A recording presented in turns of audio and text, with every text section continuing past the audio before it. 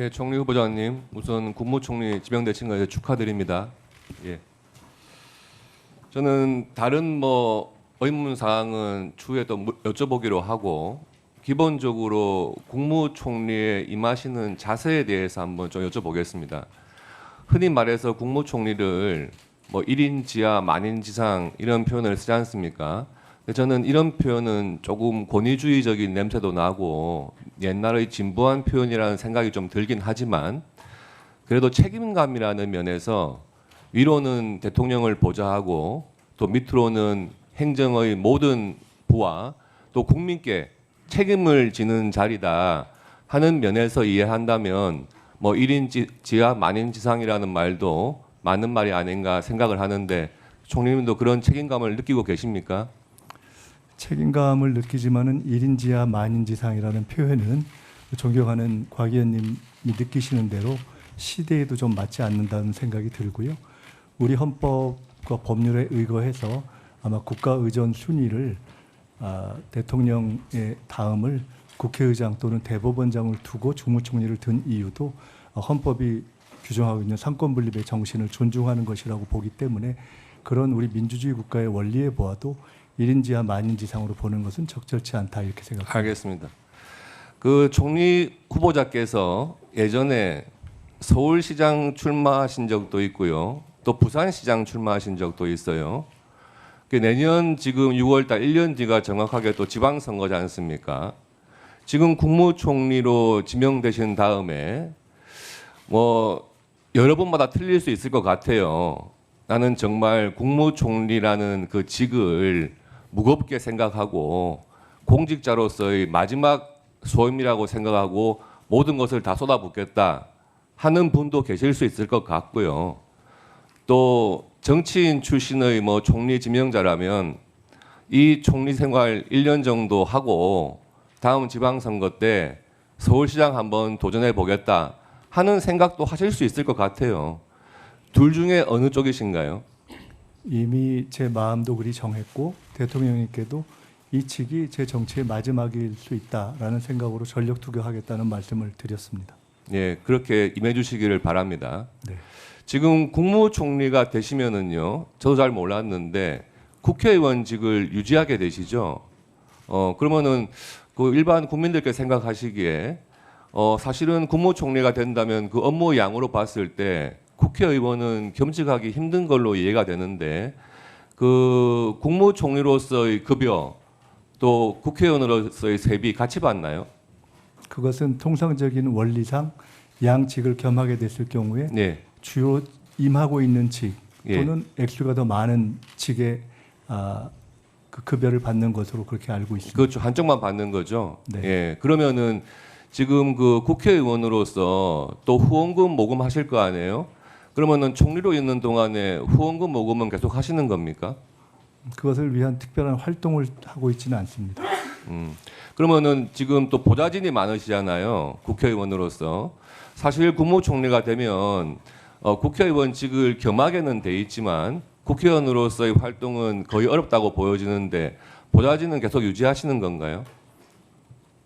그 주신 질문이 국회의원직을 겸하는 것이 타당한지 또는 그와 관련된 보좌진의 유지 등등과 관련한 판단을 여쭤보시는 것이라면 그런 문제에 대해서 혹시 헌법과 법률 또 그에 의거한 국회의 다른 판단이 있다면 그것을 충분히 저는 당연히 따르는 것이 옳다고 보고 오늘 현재까지는 대한민국 국회가 만들어지고 국무총리 제도가 만들어진 이후 현재까지 겸직 제도가 진행되어 있는 상황이기 때문에 저로서는 그 틀을 준수하면서 최대한 절제할 것을 절제하면서 하겠다 이렇게 말씀 올리겠습니다. 예, 총리 후보자님께 여쭤보겠는데 그 전에 국무총리로서 국회의원직을 겸했던 분이 이완구 국무총리 계시고 정세균 국무총리 계시고 그랬어요. 근데 계속해서 국회의원직을 겸했단 말이에요.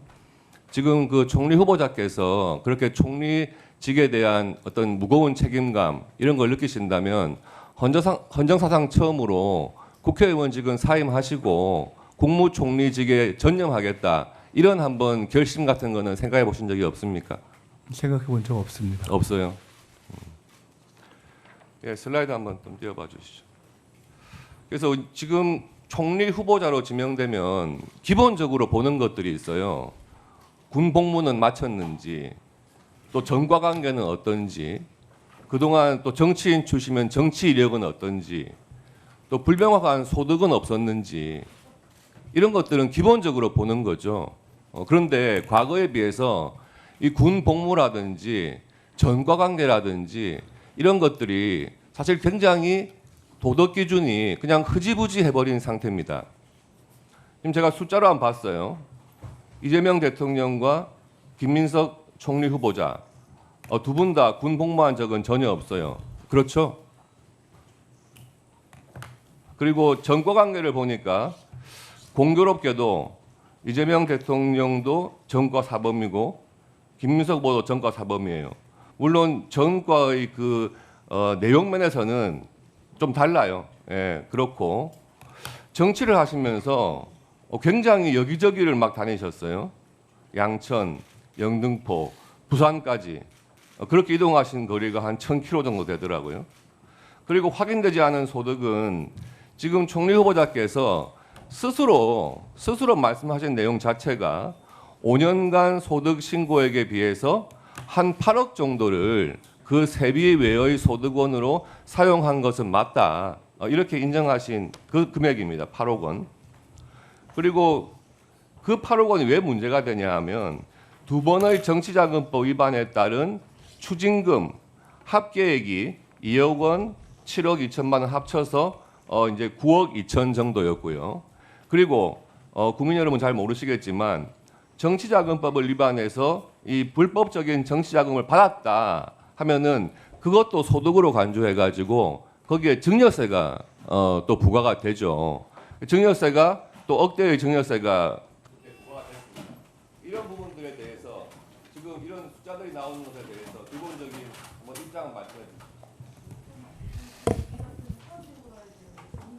이게 지금 답변 드려도 될까요, 위원장님? 네, 답변하십시오. 네.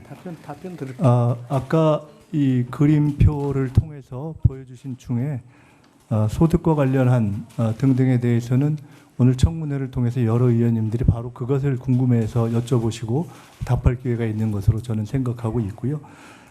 나머지 정치 과정에서의 당적 관련한 문제 또는 과거 전과의 구성에 관한 문제 또는 군 복무의 문제 등등은 군 복무가 민주화 운동 때문이냐 그것을 포함한 것이냐 때문에 군을 못 갔는가 수형 생활 때문에 또는 통상 정치에서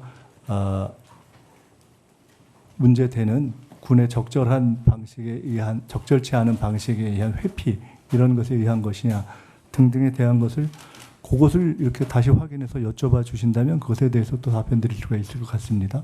예, 그 아까 말씀 주신 중에 다른 부분은 실제로는 연동돼서 표현하는 것도 또 제가 답변 드리는 것도 그다지 적절하다고는 생각되지 않습니다. 네, 곽규택 의원님, 네, 수고하셨습니다. 오후에 이어서 질의하시는 걸로 해주시면 되겠습니다.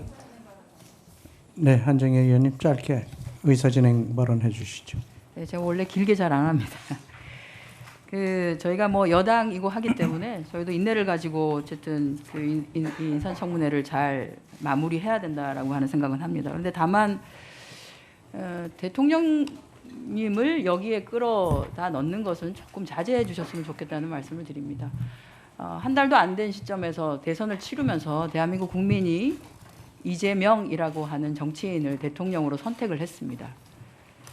그런데 지금 이재명 대통령이 여기 인사청문 대상인 것도 아닌데 그걸 끌고 와가지고 이렇게 하는 것은 이재명 대통령을 선택한 국민에 대한 또 국민 통합을 통해서 대한민국호를 잘 이끌고 가겠다고 하는 대통령에 대한 저는 기본적인 예의와 존중이 조금 부족한 거 아닌가 하는 생각이 들고요. 이 부분은 조금 의원님들 잘 좀 지켜주셨으면 좋겠다는 말씀드립니다. 네, 이상입니다.